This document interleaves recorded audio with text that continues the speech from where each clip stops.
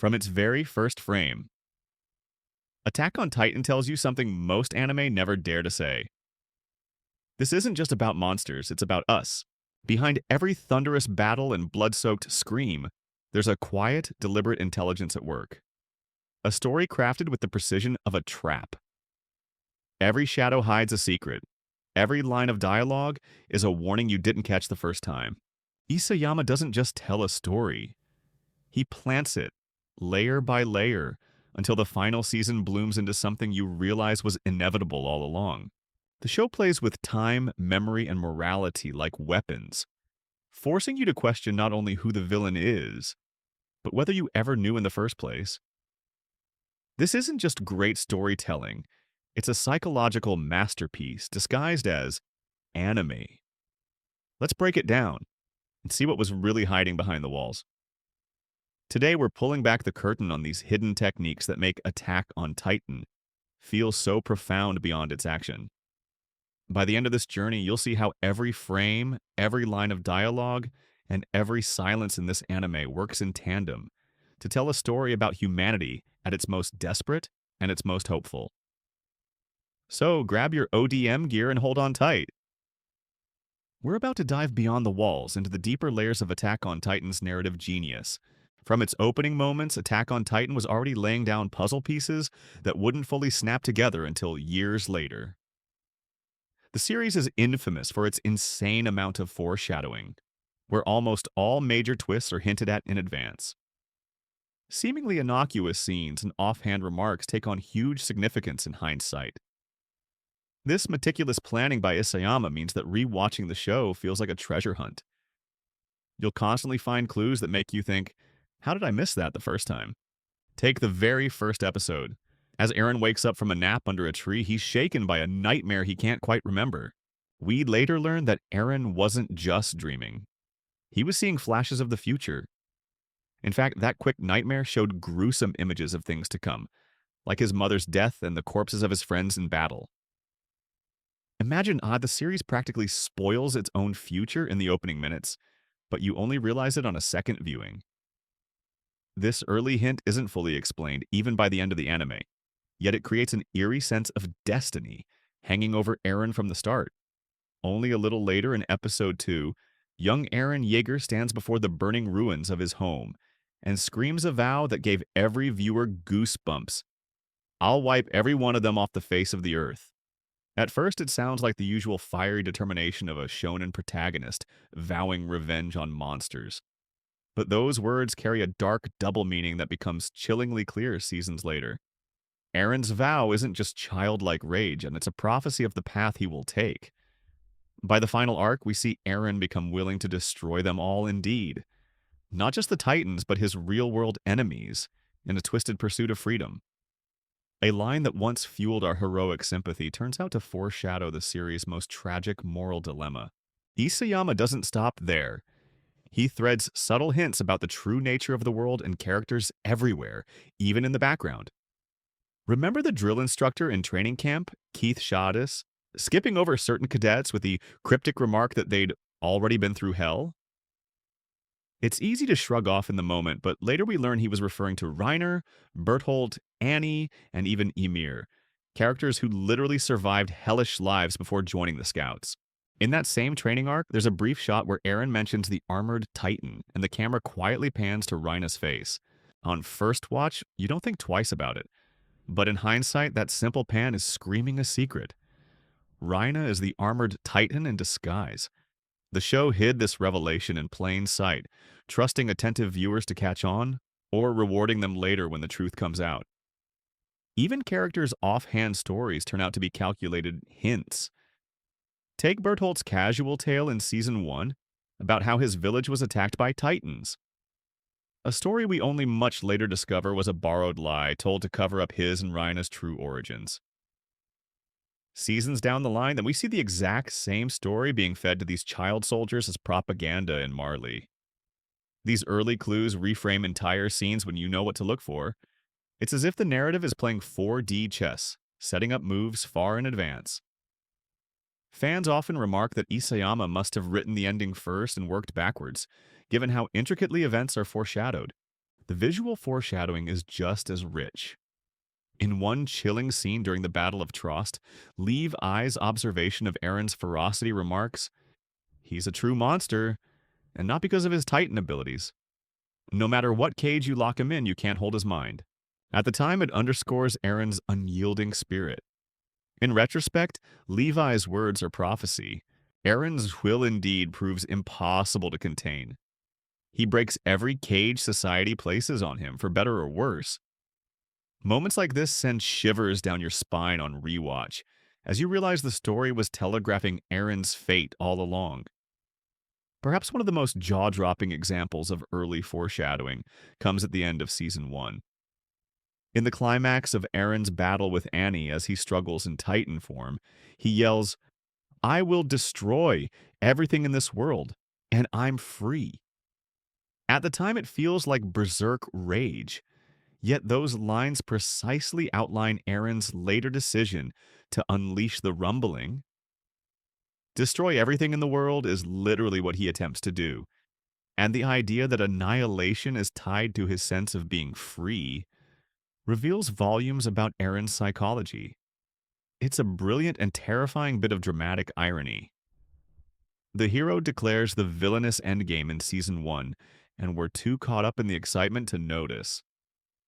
Beyond direct foreshadowing, Attack on Titan uses symbolism to enrich its narrative at every turn. Take the very walls that surround humanity. On a surface level, they're just fortifications, but symbolically they represent the fragile ignorance that protects the characters. Within the walls, people live sheltered, blissfully unaware of the greater truth outside. Those walls are a physical safety and psychological prison at once.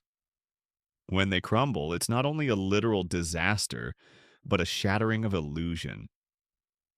Similarly, consider Eren's basement key, a tiny, mundane object that comes to symbolize the hidden truth of the world. Every time we see that key glinting around Eren's neck, it's a reminder that knowledge, the truth locked away in a cellar, is the most powerful weapon of all, more so than any blade or cannon. One of the most persistent symbols in the series is the image of birds in the sky. Birds appear at critical moments, always just out of reach, soaring free above cages and battlefields. They are the literal wings of freedom. When Eren and Aemon gaze at the open sea for the first time, birds fly overhead as if mocking the characters with the boundless freedom of the skies. In fact, whenever Eren's longing for freedom spikes, the anime often cuts to a shot of birds sweeping across the sky. It's no coincidence. Those birds represent the freedom Eren yearns for. Freedom from walls, from fear, from fate. And in the final scenes, after all the warfare and tragedy, a bird gently tugging at Mikasa's scarf serves as a silent embodiment of Eren's presence and the fragile peace that follows. The symbolism isn't always subtle. The Survey Corps even wear wings on their uniforms, but it is powerful. It adds a poetic layer to a tale so rife with brutality. Even the theme songs and artwork carry secret messages. Fans still gush about the ending credits of Season 2, which featured ancient drawings of humans worshipping titans, imagery that seemed puzzling at the time, but later aligned perfectly with the revealed lore of Ymir and the Eldian Empire.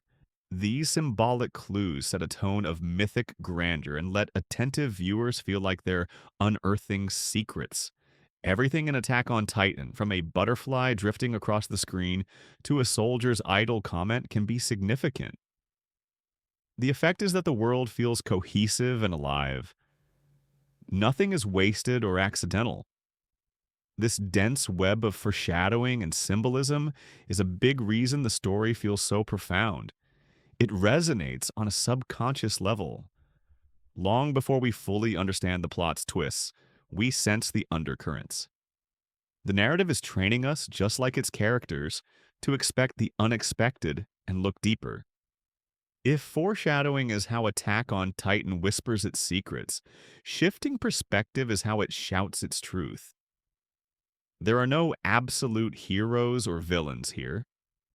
The series begins as a straightforward tale of humanity versus monsters, the valiant young Eren against the evil Titans. But as the plot expands, that black and white morality splinters into gray. Attack on Titan pulls off one of the most daring narrative flips in modern anime. It forces us to empathize with the enemy and to question the very people we once cheered for. The seeds of this moral ambiguity are planted early. When the identities of the armored and colossal Titans are unveiled, it's a gut punch. Reina and Bertholdt, Eren's trusted comrades, our friends, turn out to be the very monsters who destroyed his home. In that moment of betrayal, our loyalties are clear, yet we feel fury on Eren's behalf. But then, as the series does so well, it makes us wait. It lets that betrayal marinate. And when we eventually see Reina's and Bertholdt's side of the story, everything changes. We learn that these villains were once brainwashed children, pushed to commit atrocities under the belief that they were saving the world. Suddenly, they are not just enemies to hate, but tragic figures caught in a cruel cycle. Heroes become villains, right becomes wrong, and up becomes down. As the story unfolds, Attack on Titan challenges us to rethink our judgments, again and again. The most brilliant example of a perspective shift comes in the final season, when the narrative plunges us into the lives of people inside Marley, the very nation that sent Titans to terrorize Paradis. For the first time, we step outside the walls not as invaders or scouts, but as ordinary people on the other side. We meet Gabi, Falco, Udo, and Zofia, Eldian kids in Marley who have been taught that the Islanders are devils. We spend episodes seeing the world through their eyes, a war-torn society where they are the ones under threat. By the time Eren, our hero, launches a devastating surprise attack on Marley, we're horrified not only by the carnage, but by our own conflicted feelings.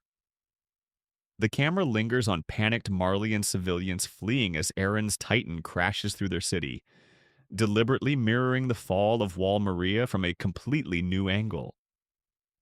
It's an unnerving role reversal. The hero of one side has become the monster of another. We find ourselves caring about people we were once primed to despise and fearing the actions of the character we once idolized. This moral whiplash is deeply emotional. Take Gabi Braun. She's introduced as a zealous warrior candidate who idolizes Reina and fiercely hates the Island Devils. When Gabi kills a fan-favorite character out of revenge, many viewers were furious with her. But then the story does what it does best. It asks us to consider her perspective. Gabi is a product of hate-filled indoctrination, a child who truly believes she's protecting her home from evil. Later, when she's forced to live among the very people she despises, we watch her worldview crack. In one poignant scene, Gabi sits at a dinner table with the family of the woman she killed, expecting their rage, and instead she's met with compassion and confusion. Her certainty crumbles as she realizes the devils are just people. Moments like this encapsulate Attack on Titan's powerful moral lesson. Good and evil aren't fixed traits. Everything depends on context and perspective. Even Eren, the closest thing to a protagonist, transforms into an enigma of moral ambiguity. The boy who once vowed to exterminate monsters becomes a man willing to trample the world to protect his own. His friends, and we as the audience, struggle to decide if Eren is saving his people or dooming them. By the end, Eren is simultaneously the savior of Paradis and the feared demon by the rest of humanity. Isayama masterfully makes us question Eren's motives without ever giving us easy answers. We see flashes of the sweet, passionate boy from Season 1 inside the hardened man orchestrating mass destruction. The dissonance is heartbreaking, and that's exactly the point. Attack on Titan forces us to sit with that discomfort. It shows how war can turn a hero into a villain depending on where you stand. No scene drives this home more than Eren's confrontation with Reina in Marley. The two sit across from each other in a basement, under Liberio, just before all hell breaks loose. Eren, calm and somber, tells Reina that he finally understands. I'm the same as you. Both of them were shaped by a cruel world. Both committed atrocities, believing they had no choice. Reina breaks down in tears, apologizing for the hell he unleashed. Eren even offers a kind of pity, but then declares he will continue his plan regardless. I will keep moving forward until my enemies are destroyed, Eren says quietly with a sadness in his eyes. In that moment, the series lays bare its core conflict. Two broken young men, each the hero of his own story and the villain of the other's. The line between right and wrong blurs until it practically vanishes. By the time we reach the endgame, we've experienced so many shifting viewpoints that our moral compass is spinning. Attack on Titan has taught us that in WAR, everyone is someone's hero and someone else's monster. There's a poignant exchange in the final chapter where Armin, ever the voice of empathy, says that the only way to finally break the cycle is to stop seeing each other as devils.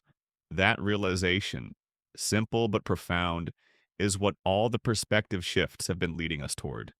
Through its complex characters, the story asks us, can we learn to understand our enemies? Can we recognize the humanity in those we're told to hate? In Attack on Titan, the answer isn't easy, and it comes at a terrible cost, but it's the only hope the characters have. Having explored how Attack on Titan lays its clues and shatters our preconceptions, we turn to a theme that looms over the entire saga: the cycle of violence. At its heart, Attack on Titan is a story about hatred brewing across generations, a never-ending feud where each atrocity fuels the next. The series holds up a mirror to the real world, reflecting how war and hatred can perpetuate endlessly unless something breaks the chain. From the ancient history of Eldians and Marlians to the personal vendettas of its characters, Attack on Titan constantly shows how violence begets violence. We learned that long ago, the Eldian Empire used the Titan's power to oppress the world. In retaliation, Marley rose up and turned those same weapons back on Eldians. This back-and-forth bloodshed set the stage for all the horror to come. By the time we meet our main characters, they are simply the latest inheritors of a conflict centuries old. As Reina bitterly notes, they were born into this world with the story already in motion. The Titans breaking the walls in Episode 1 weren't an isolated evil. They were answering a cruelty that came before. This theme becomes painfully clear through characters like Grisha, Eren's father. Grisha's young sister was murdered by Marleyan guards purely because she was Eldian, sparking Grisha's lifelong quest for revenge. He passed that drive to his son, intentionally or not. Eren, in turn, witnessed his own mother killed by a Titan, and the fire of vengeance was lit. We see how a trauma in one generation fuels the rage in the next. Eren continued the cycle because his family, his friends, his group were attacked, and he had a hatred and a need for vengeance against the people who wronged him. He couldn't break free from the narrative of revenge. He became its most extreme embodiment. The story brilliantly shows this cycle on a smaller scale too. Remember Gabi and Kaya? Gabi kills Kaya's beloved sister, Sasha, during the raid on Paradise. Later, fate brings Gabi, injured and starving, to the very family Sasha once saved years ago, Kaya's family. When Kaya realizes this girl was the one who killed her sister, she lunges at Gabi in a fit of grief and fury, ready to stab the person who took her loved one. It's a raw, heartbreaking scene. A child nearly murdering another child in the name of retribution. In that instant, we see the cycle of hatred poised to continue. But then it falters. Gabi and Kaya both break down crying, realizing that more blood won't bring back what they've lost.